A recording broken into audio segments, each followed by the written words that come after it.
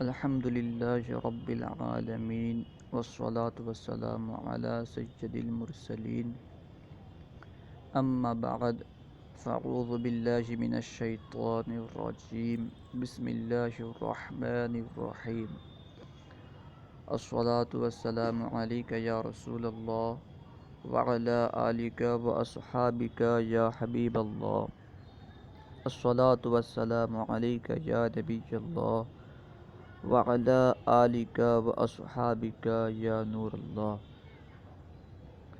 آج ہم انشاءاللہ عز و جل نصاب المنطق کا پہلا سبق پڑھیں گے۔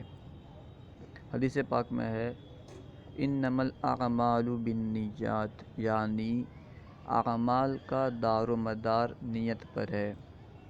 دوسری حدیث پاک ہے نیت المؤمن خیر من عملہ، یعنی مسلمان کی نیت اس کے عمل سے بہتر ہے۔ تو ہمیں چاہیے کہ ہر کام کرنے سے پہلے اچھی اچھی نیتیں کر لیں۔ کیونکہ ہم ابھی سبق پڑھنے جا رہے ہیں تو ہمیں چاہیے کہ اس سے پہلے بھی ہم اچھی اچھی نیتیں کر لیں۔ آئیے ہم سب مل کے یہ نیت کرتے ہیں کہ اللہ تبارک و تعالیٰ کی رضا کے لیے اس علم کو حاصل کریں گے اور ہر دن کا سبق ہر دن یاد کر لیں گے، کیونکہ یہ علم تمام علوم کو حاصل کرنے کے لیے اعلیٰ کی حیثیت رکھتا ہے، اس لیے ہم اس علم کو حاصل کریں گے، کیونکہ اس علم کے ذریعے سے صحیح اور غلط کے درمیان فرق کیا جا سکتا ہے۔ اس لیے ہم اس علم کو حاصل کر کے صحیح کو اپنائیں گے اور غلط کو ترک کریں گے انشاءاللہ عز و جل۔ آئیے علم منطق کے بارے میں کچھ سن لیتے ہیں۔ حضرت امام غزالی رحمۃ اللہ تعالی علیہ فرماتے ہیں، جسے اعلیٰ حضرت رحمۃ اللہ تعالی علیہ نے اپنے فتاوی رضویہ میں نقل فرمایا ہے۔ امام غزالی فرماتے ہیں من لم یعرف المنطق فلا ثقۃ له فی العلوم اصلا، یعنی جو شخص منطق نہیں جانتا بالکل علوم میں پختگی حاصل نہیں کر سکتا، یعنی جو شخص منطق نہیں جانتا اسے علوم میں سرے سے پختگی حاصل نہیں ہو سکتی۔ اس سے معلوم کیا ہوا کہ اگر ہمیں علوم میں پختگی حاصل کرنا ہے تو منطق سیکھنا ہے، علم منطق کو حاصل کرنا ہوگا۔ علامہ ابن عابدین شامی رحمۃ اللہ تعالی علیہ فرماتے ہیں کہ امام غزالی رحمۃ اللہ تعالی علیہ نے علم منطق کو معیار علوم کے نام سے نامزد کیا، یعنی امام غزالی رحمۃ اللہ تعالی علیہ نے علم منطق کا نام معیار علوم رکھا۔ نیز اس میں اسلاف کے بہت سارے کتب موجود ہیں جس سے معلوم ہوتا ہے کہ یہ علم بہت اعلیٰ درجے کا علم ہے۔ پہلی اور دوسری صدی کے مسلمانوں کا واسطہ اس علم سے نہیں تھا، جس طرح مروجہ علم ہے، اس علم سے پہلی اور دوسری صدی کے مسلمانوں کا واسطہ نہیں پڑا تھا۔ تیسری صدی کے جو لوگ تھے، مسلمان تھے، اس دور میں کیونکہ اسلام عرب کے علاوہ عجم میں بھی پھیلنے لگا، عجم میں بھی اپنی روشنی بکھیرنے لگا، کیونکہ جب اسلام اپنے روشنی سے پورے دنیا کو روشن کر رہا تھا، اس وقت جو عجمی لوگ تھے، عرب کے علاوہ ممالک کے جو لوگ تھے، بالخصوص یونان کے جو مشرکین تھے، یہ اپنے علم کے ذریعے سے، یعنی علم منطق کے ذریعے سے انہوں نے اللہ تبارک و تعالیٰ کی ذات و صفات پر اعتراضات کرنا شروع کر دیے، اور تو ان کا جواب ہمیں دینا تھا۔ ان کا جواب دینے کے لیے اس علم کی ضرورت تھی، کیونکہ انہوں نے اس علم کے ذریعے سے ہمارے دین پر، اسلام پر، اللہ تبارک و تعالیٰ کی ذات و صفات پر اعتراض کیا تھا، تو انہیں جواب دینے کے لیے اسی علم کو حاصل کرنا ضروری ہوا۔ مشہور مقولہ ہے، عربی مقولہ ہے کہ الحدید بالحدید یفلح، یعنی لوہا لوہا کو کاٹتا ہے۔ اسی کے پیش نظر مسلمانوں نے بھی علم منطق حاصل کرنا شروع کیا۔ بہرحال علم منطق چھٹی ہجری کے آخر میں، یعنی چھٹی صدی ہجری کے آخر میں اور 7ویں صدی ہجری کے شروع میں بہت زیادہ مسلمانوں کے درمیان عام ہو گیا، یہاں تک کہ اس کے بعد امام غزالی رحمۃ اللہ تعالی علیہ کے دور میں علم تفسیر ہو، تفسیر کی کتاب ہو یا فقہ کی کتاب ہو یا علم کلام کی کتاب ہو، ان تمام علوم میں علم منطق آنے لگا، ان تمام علوم میں علم منطق شامل ہو گیا،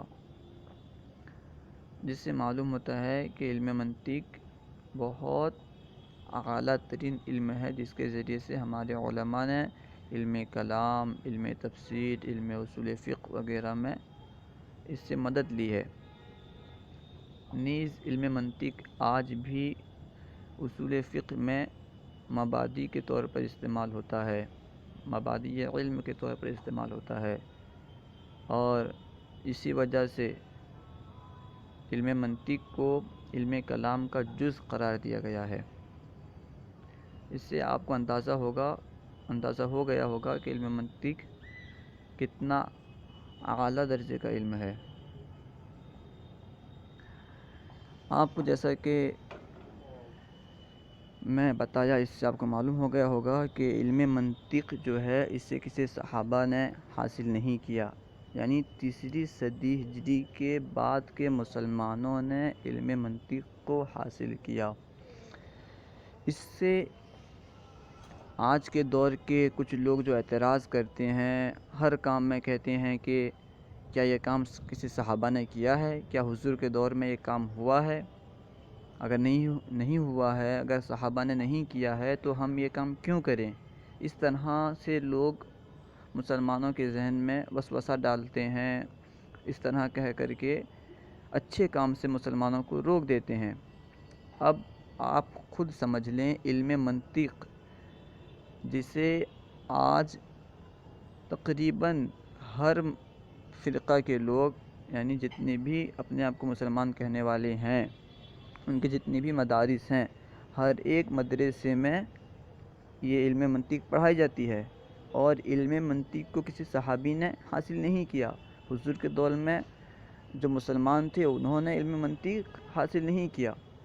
تو اس سے پتہ کیا چلا کہ جو چیز حضور پاک صلی اللہ تعالیٰ علیہ وسلم کے دور میں نہ ہو یا صحابہ نے حاصل نہ کیا ہو، اس کا حاصل کرنا یہ غلط نہیں ہے۔ سیدھے سے یہ کہنا کہ جو چیز حضور صلی اللہ تعالیٰ علیہ وسلم کے دور میں نہیں تھی یا صحابہ نے اسے نہیں کیا تو وہ برا ہے، یہ درست نہیں ہے، اس لیے کہ کچھ اچھی چیزیں بھی ہیں جنہیں بعد کے مسلمانوں نے اسے اپنایا، اس کی اچھائی کی وجہ سے، انہی میں سے علم منطق ہے، کیونکہ جو اسلام پہ اعتراض کرنے والے تھے انہیں جواب دینا تھا، اس لیے ہمارے اسلاف نے علم منطق کا سہارا لیا۔ خیر، اب آئیے ہم اپنے سبق کی طرف چلتے ہیں اور سبق پڑھتے ہیں۔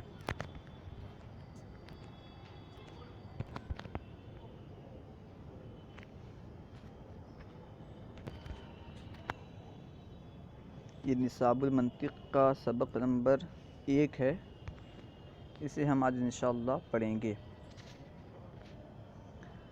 آج ہم کل 5 چیزیں پڑھیں گے۔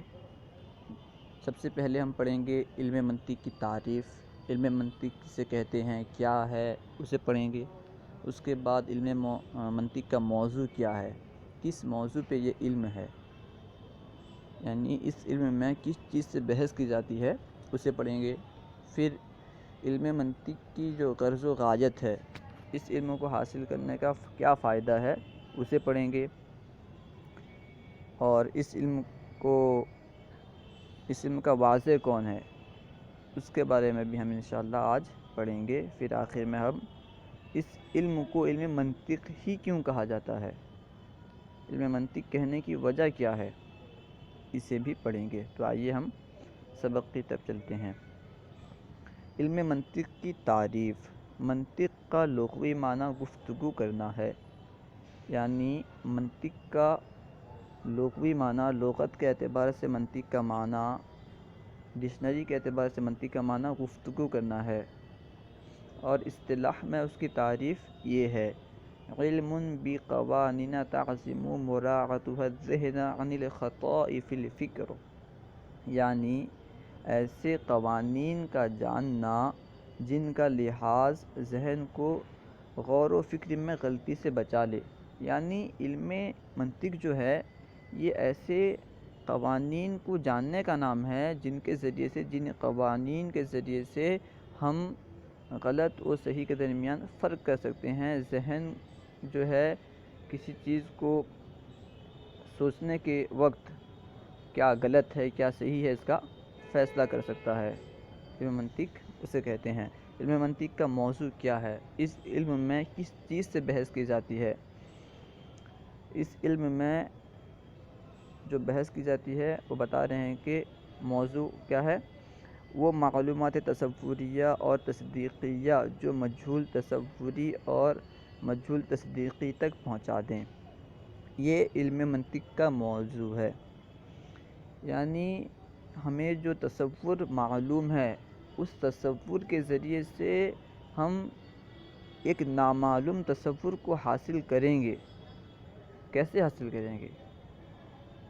تو اس جو علم منطق ہے اس کے ذریعے سے ہم حاصل کریں گے۔ کس طرح حاصل کریں گے، کیسے حاصل کریں گے، اس علم میں اس سے بحث ہوگا۔ اور غرض و غایت کیا ہے؟ علم منطق ہم کیوں پڑھتے ہیں، کیوں پڑھیں گے، کیا فائدہ ہے؟ علم منطق کی غرض و غایت کسی چیز میں غور و فکر کرتے وقت ذہن کو غلطی سے بچانا ہے۔ کوئی بھی چیز ہو، چاہے وہ اس کا تعلق دین سے ہو یا دین سے نہ ہو، اس چیز میں غور و فکر کرتے وقت ذہن کو غلطی سے بچانے کے لیے ہم علم منطق حاصل کریں گے۔ علم منطق کا واضح کون ہے؟ وہی بتا رہے ہیں۔ واضح علم منطق کو سب سے پہلے ارسطو نے سکندر رومی کے حکم سے وضع کیا۔ ارسطو یہ اس کے واضح ہیں، علم منطق کے واضح ہیں۔ اچھا، علم منطق کو علم منطق کیوں کہتے ہیں؟ اس کی وجہ تسمیہ کیا ہے؟ اب بتا رہے ہیں۔ منطق مصدر میمی ہے جس کا معنی ہے گفتگو کرنا، کیونکہ یہ علم ظاہری اور باطنی نطق میں نکھار پیدا کرتا ہے، اس لیے اسے منطق کہتے ہیں۔ نطق ظاہری یعنی تکلم میں نکھار سے مراد یہ ہے کہ اس علم کا جاننے والا دوسروں کے مقابل میں اچھے انداز سے گفتگو کر سکتا ہے، اور نطق باطنی یعنی ادراک میں نکھار سے مراد یہ ہے کہ اس علم کا جاننے والا اشیاء کے حقائق یعنی ان کے اجناس و فصول وغیرہ سے واقف ہو جاتا ہے۔ آپ کو سمجھ میں آ گیا ہوگا کہ علم منطق کو علم منطق کیوں کہتے ہیں، کیونکہ یہ نطق ظاہری اور نطق باطنی میں نکھار پیدا کرتا ہے،